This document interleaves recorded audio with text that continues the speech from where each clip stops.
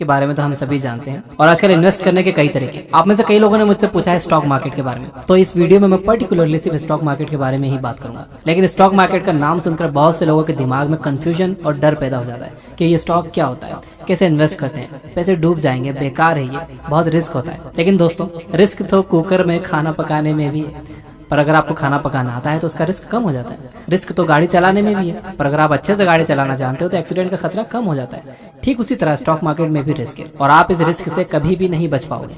लेकिन अगर आपके पास सही नॉलेज है तो आप इस रिस्क को काफी हद तक कम कर सकते हो। इसके बाद बहुत से लोगों का मानना है कि स्टॉक मार्केट एक जुआ है। हाँ, अगर आपको इसके बारे में कुछ नहीं पता है और फिर भी आप उसमें इन्वेस्ट किए जा रहे हो तो ये आपके लिए एक जुआ ही है। आपको यह समझना होगा कि रिस्क में और कैलकुलेटेड रिस्क में फर्क होता है। आपको स्टॉक मार्केट में कैलकुलेटेड रिस्क लेना होगा। कैलकुलेटेड रिस्क कैसे लेते हैं आइए देखते हैं। सबसे पहले आप ये डिसाइड करो कि आप कितना रिस्क ले सकते हो। अगर आप यंग हो और महीने में अच्छा पैसा बचा लेते हो तो आप स्टॉक मार्केट में ज्यादा रिस्क ले सकते हो।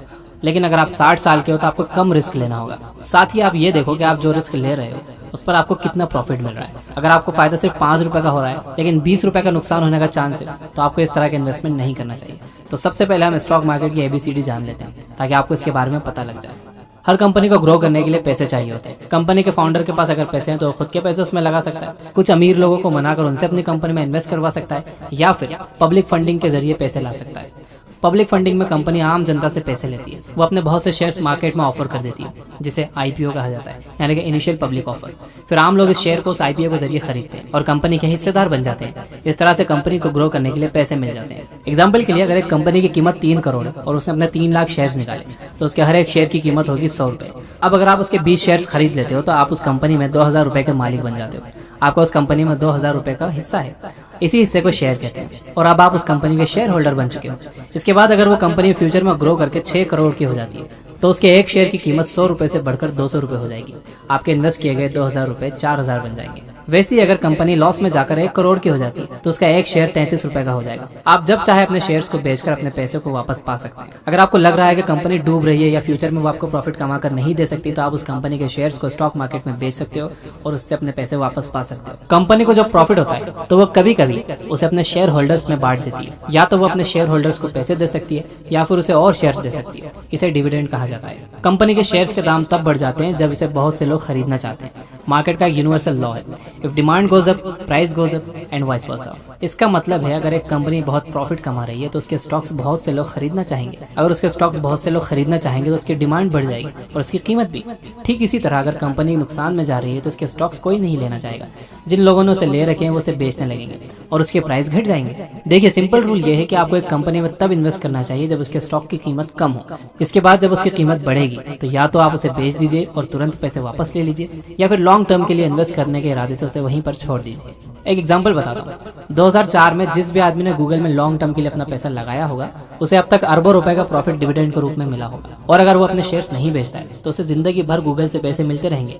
लेकिन सारी कंपनीज गूगल और फेसबुक की तरह नहीं होती, बहुत सी फेल हो जाती है जिससे इन्वेस्टर्स को नुकसान हो जाता है। इसीलिए आपको स्टॉक मार्केट को बहुत डीप में समझने की जरूरत है। इंडिया में 2 स्टॉक मार्केट्स हैं जिनका नाम है बॉम्बे स्टॉक एक्सचेंज और national stock exchange. National stock exchange सबसे बड़ा स्टॉक मार्केट है। आप इन दोनों में से किसी में भी अपना पैसा लगा सकते हो। इसमें इन्वेस्ट करने के लिए आपको अपना एक डीमैट अकाउंट खोलना होगा। जिस तरह से आपके बैंक अकाउंट में पैसे रखे होते हैं इसी तरह से डीमैट अकाउंट में शेयर्स रखे होते हैं। ये डीमैट अकाउंट आपके सेविंग अकाउंट से लिंक हो जाता है। इससे होता यह है कि आप अपने डीमैट अकाउंट से कोई भी शेयर जब बेचते हो मार्केट में तो वो पैसा डायरेक्टली आपके सेविंग अकाउंट में आ जाता है। डीमैट अकाउंट को आज बहुत आसानी से आप अपने मोबाइल फोन से खोल सकते हो। 2 कंपनीज ऐसी हैं जो डीमैट अकाउंट प्रोवाइड करती है जिनके बारे में मैं जानता हूँ। फर्स्ट है जीरोधा जो 300 रुपए में डीमैट अकाउंट खोलते हैं। इसका लिंक डिस्क्रिप्शन में है। और सेकंड है अप स्टॉक्स जो लिमिटेड टाइम ऑफर में फ्री में डीमैट अकाउंट्स खोल रहे हैं और अब स्टॉक्स कुछ सिलेक्टेड कस्टमर्स को 100 रुपीज के शेयर भी दे रहे हैं फ्री में। इसका लिंक डिस्क्रिप्शन में है। अगर आप एक स्टूडेंट हो आपके पास पैसे नहीं है इन्वेस्ट करने के लिए तो भी आपको डीमैट अकाउंट तो खोलना ही चाहिए सीखने के लिए। स्टॉक मार्केट में रिस्क तो होता ही और इस रिस्क को कोई भी कभी भी खत्म नहीं कर सकता। अगर आप जिंदा हो तो मरने का रिस्क कहीं ना कहीं हमेशा होता ही है। लेकिन इसका मतलब ये नहीं है कि आप लापरवाही से अपना दिन बिताओ, रोड देखकर क्रॉस ना करो या फालतू के 10 फ्लोर की बिल्डिंग में ऊपर शक्तिमान बनने की कोशिश करो। ठीक उसी तरह स्टॉक मार्केट में भी रिस्क कम किया जा सकता है अगर आप कुछ बातें मानिए। सबसे पहले एक्सपर्ट से कांटेक्ट बनाओ। आपके कांटेक्ट में जितने ज्यादा एक्सपर्ट्स होंगे, स्टॉक मार्केट में आपके कामयाब होने के चांसेस उतने ज्यादा होंगे। इसके बाद किसी एक्सपर्ट की बात पर सिर्फ इसलिए भरोसा मत करो क्योंकि वो एक्सपर्ट, आप खुद भी हमेशा इसके बारे में और जानते रहो, इससे रिलेटेड बुक्स पढ़ते रहो, ताकि आपको हमेशा इन एक्सपर्ट्स पर डिपेंड ना रहना पड़े और आप खुद भी एक दिन एक्सपर्ट बन जाओ। साथ ही आपको एक बात और ध्यान में रखने की जरूरत है, सारे एक्सपर्ट्स हों ये जरूरी नहीं है। कुछ एक्सपर्ट्स को कंपनीज पैसे देती हैं ताकि वो लोग अपने फॉलोअर्स से बोल सके कि उनकी कंपनी के ग्रो करने की बहुत पॉसिबिलिटी, इसीलिए वो एक्सपर्ट्स उस कंपनी में पैसा लगाने के लिए आपको बोल सकते हैं जिसने उन्हें इसके लिए पैसे दिए हैं। इसलिए ये बहुत जरूरी है कि आप आंख बंद कर इन लोगों की बात ना सुनो।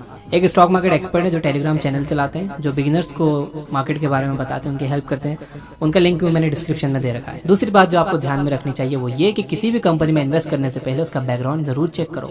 ये देखो कि पिछले कुछ सालों में कंपनी ने कितना प्रॉफिट कमाया है, उसने अपने शेयर होल्डर्स को कितना डिविडेंड दिया है, उसके फाउंडर्स कैसे हैं, उसका मैनेजमेंट कैसा है, उस कंपनी की टीम कैसी है। आप उस कंपनी के हर पहलू को अच्छे से परखिए और फिर ये फैसला कीजिए कि वो इन्वेस्ट करने लायक है या नहीं।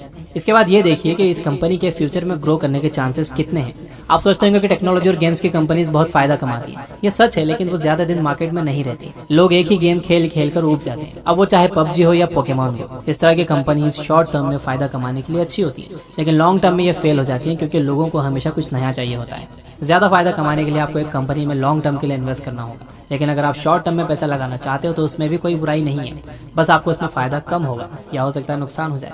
अगर आपको वाकई एक दिन वॉरेन बफेट और राकेश झुनझुनवाला की तरह एक बड़ा इन्वेस्टर बनना है और आप स्टॉक मार्केट को करियर की तरह चुनना चाहते हो तो ये जरूरी है कि आप इसमें एक्सपर्ट बनो। स्टॉक मार्केट का कॉन्सेप्ट सिर्फ इस वीडियो में खत्म नहीं होता, ये बहुत बड़ा सब्जेक्ट है।